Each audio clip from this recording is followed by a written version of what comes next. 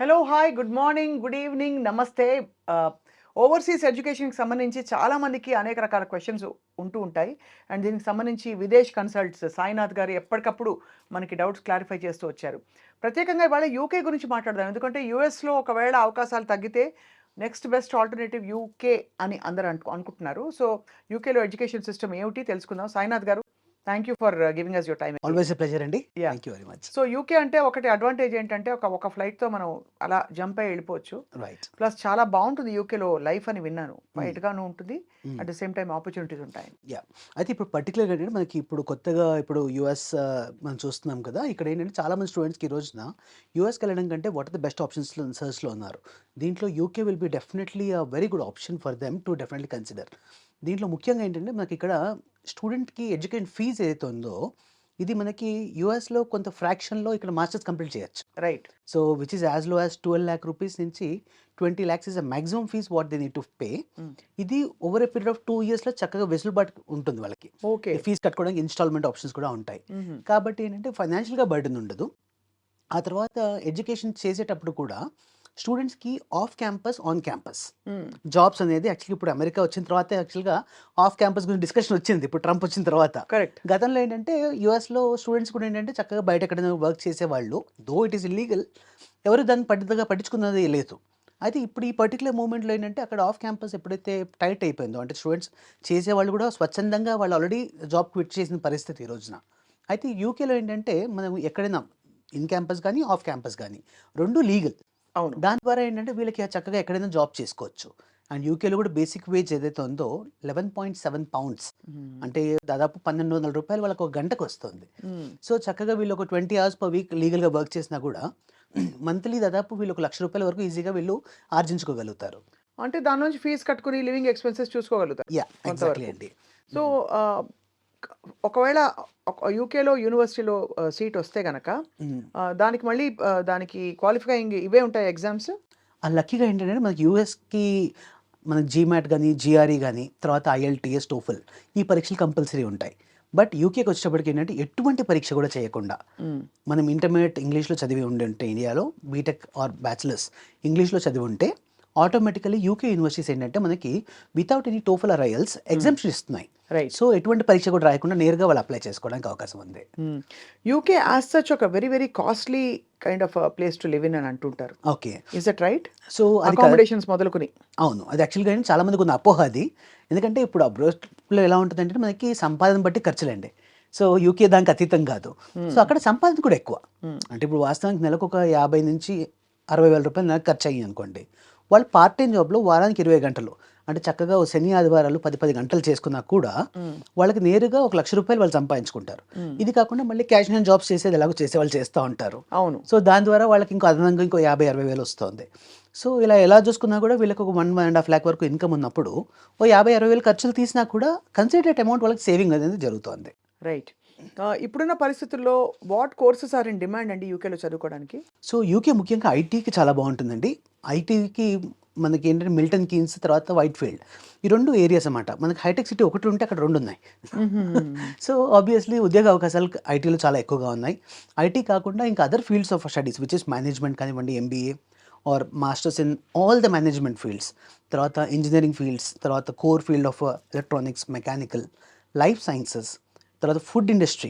బేసిక్‌గా ఏంటంటే మనకి ఫుడ్ సైన్స్ అండ్ టెక్నాలజీ ఇది చాలామంది ఏంటంటే ఫుడ్ సైన్స్ లైక్ ఇండియాలో మనకి బీఎస్సీ అగ్రికల్చర్ అవుతుంది. సో, అక్కడ వాళ్ళకి food science, biotechnology, food science, engineering ఈ ఫీల్డ్స్‌లో ఏంటంటే జాబ్స్ చాలా ఎక్కువగా ఉన్నాయి. Because 20% of GDP of UK is based on the food science, food right. Processing. హ్మ్. కాబట్టి ఆటోమేటిక్‌గా వీళ్ళకి జాబ్ స్కోప్ ఎక్కువగా ఉంటుంది. ఒక కన్సర్న్ మధ్యలో బయలుదేరింది. హ్మ్. అసలు యూకేలో చదువుతున్న వాళ్ళకి ప్లేస్‌మెంట్స్ రావట్లేదు. ఇంటర్‌వ్యూస్ క్రాక్ చేయలేకపోతున్నారని చెప్పి. అవును. దీనికి కారణం ఏంటండి?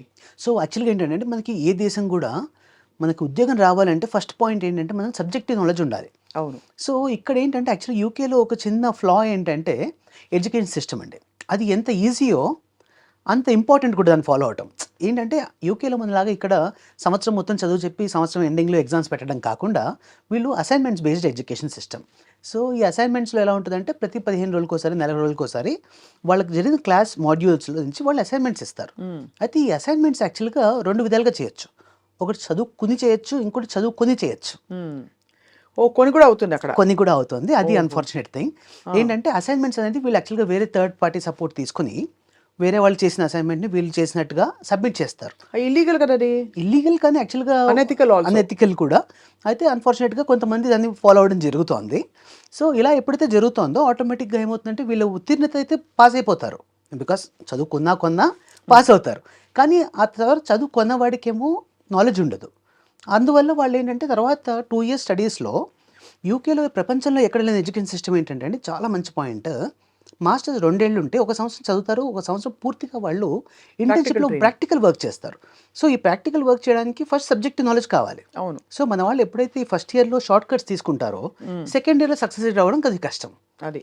సో, అక్కడ ప్రాబ్లమ్ ఉన్న వాళ్ళకి తర్వాత 2 ఇయర్స్ పోస్ట్ స్టడీ వర్క్ ఉంటుంది.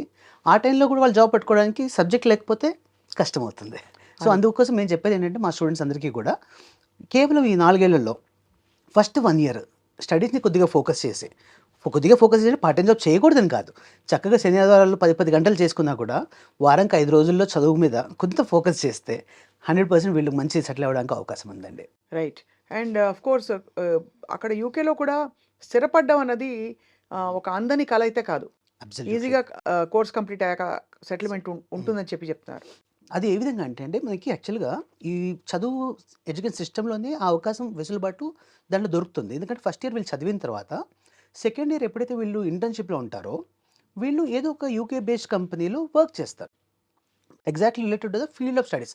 అంటే ఒక సంవత్సరం థియరిటికల్‌గా చదువుకున్నది ఇంకో సంవత్సరం దాన్ని ప్రాక్టికల్‌గా అప్లై చేస్తారు. రైట్. అప్లై చేసేటప్పటికి సబ్జెక్ట్ నాలెడ్జ్ అనేది ఖచ్చితంగా ప్రాక్టికల్ ఏరియాలో వాళ్ళకి దొరుకుతుంది. ఆ తర్వాత ఆ దేశంలో 2 ఏళ్ళు స్టే బ్యాక్ ఉంటుంది.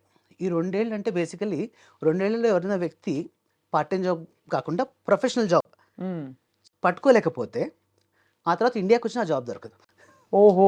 సో, అంత చక్కటి టైం అది.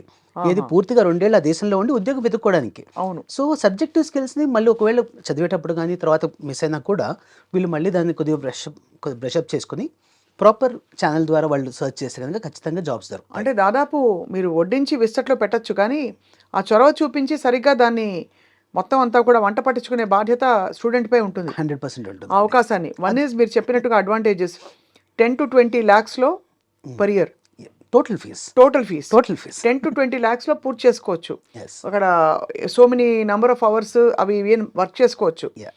వాటితో పాటు ఆఫ్ కోర్స్ మీరనడం ఎగ్జామ్ సిస్టమ్ ఉండదు కాబట్టి అసైన్‌మెంట్ సిస్టమ్ మీద వాళ్ళ పేస్‌లో వాళ్ళు టెన్షన్ లేకుండా చదువుకోవచ్చు. ఎగ్జాక్ట్‌లీ. అన్నిటికంటే ముఖ్యంగా ఐ థింక్ ఇండియన్ డయాస్పోరా కూడా బానే ఉండుంటుంది యూకేలో. చాలా మందండి.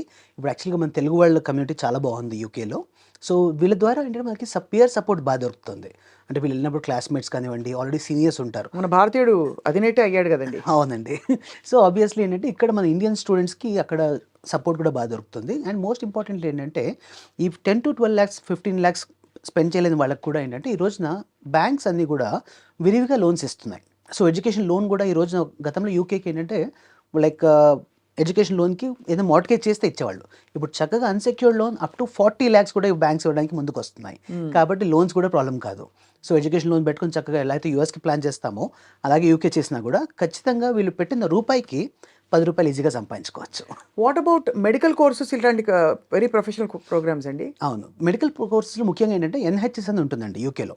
నేషనల్ హెల్త్ సర్వీస్ అని ఇది పూర్తిగా all hospitals belongs to NHS. కాబట్టి ఇక్కడ వీళ్ళకి ఎవరికైనా లైఫ్ సైన్స్ సంబంధించిన కోర్సెస్ కానివ్వండి, లైక్ పబ్లిక్ హెల్త్ కానివ్వండి, ఇలాంటి కోర్సెస్ చేసిన వాళ్ళకి అక్కడ ఎన్‌హెచ్‌ఎస్‌లోనే జాబ్స్ వస్తాయి. ఓహో! సో, అయితే మనకి ఐటీ అని ఒక టైంలో ఫారిన్ ఎడ్యుకేషన్ గురించి అనుకున్న పరిస్థితి నుంచి దాదాపు మనకి బ్రాంచెస్ చాలా ఓపెన్ అప్ అవుతున్నాయి. యాహ్! అండ్ రియల్ అవసరం ఇప్పుడు ఎక్కడుందంటే రీసెర్చ్‌లో, లైఫ్ సైన్సెస్‌లో, ఫుడ్ సైన్సెస్‌లో, మేనేజ్మెంట్‌లో వీటన్నిటిలో కూడా బాగా అవకాశాలు పెరుగుతున్నాయి. యెస్. అండ్ బహుశా యూఎస్‌కి దీటుగా ఇప్పుడు యూకే కూడా పుంజుకోబోతుంది అంటున్నారు. 100% అండి. ఇప్పుడు ట్రంప్ వచ్చిన టైంలో లాస్ట్ కూడా అలాగే ఉండింది. ఇప్పుడు కూడా మళ్ళీ రిపీట్ అవుతోంది. Right. It is not a new thing what is happening currently. అయితే ఇప్పుడేంటంటే మనకి తెలుగు వాళ్ళకి ఖచ్చితంగా ఇప్పుడు యూకే అనేది మనం ఆప్షన్‌గా తీసుకుంటే మనం 100% మనం సక్సీడ్ అవ్వడానికి, ఆ తర్వాత ఉద్యోగాలు పట్టుకోవడానికి, సెటిల్మెంట్ అవ్వడానికి ఈజీ అవకాశం ఉంటుంది. తర్వాత ఇంకోటి యూకేలో ఈ 4 ఏళ్ల తర్వాత టైర్ 2 వీసా అని ఉంటుంది. అంటే విచ్ ఇస్ వర్క్ వీసా. ఆ వర్క్ వీసా మీద 5 ఇయర్స్ ఉంటే పీఆర్ వచ్చేస్తుంది. సో, ఇప్పుడు గ్రీన్ కార్డ్ కోసం మనం వేచి చూడడానికి ఆ నిరీక్షణ అనేది అవసరం ఉండదు. రైట్. చక్కగా ఒక 5 ఏళ్ళు వర్క్ పర్మిట్‌లో ఉన్నామా ఆటోమేటిక్‌గా మనకి పీఆర్ కూడా ఎలిజిబిలిటీ వచ్చేస్తుంది. రైట్. మొత్తానికి అయితే UK is the next destination for Indian students అంటున్నారు అయితే. ఖచ్చితంగా it's one of the wonderful options to be considered అండి. Thank you very much Sainath garu for the very informative session. Pleasure is always ours అండి. Thank you Yeah. Very much. Will come back to you, మళ్ళీ questions ఉంటాయి. ఖచ్చితంగా. Yeah.